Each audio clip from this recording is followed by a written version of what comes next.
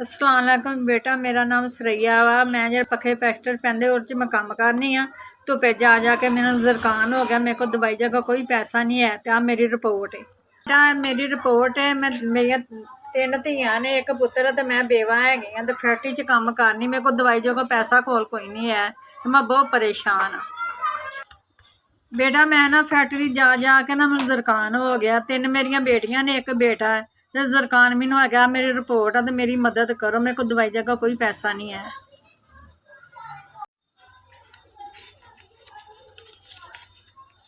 3000 रुपया।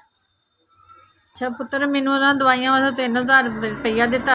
जिन्होंने भेजे अल्लाह मी उन्होंने जिंदगी करे तंदुरुस्ती देवे। अल्लाह मी उन्होंने जिन्होंने मैनू पैसे भेजने, अल्लाह जिंदगी करे, उन्होंने धियां पुत्तां दी जिंदगी करे। तुहाडे बेटा इन्नी तुहानू अल्लाह तंदुरुस्ती देवे, तुहानू ढेर ढेर कमाई देवे।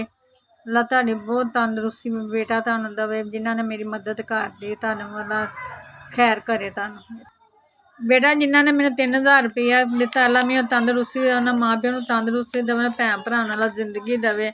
अल्लाह रिजक ढेर ढेर उन्होंने देवे। SVS तुहाडी बहुत बहुत मेहरबानी। मैंने 3000 रुपया भेजिया तुसीं।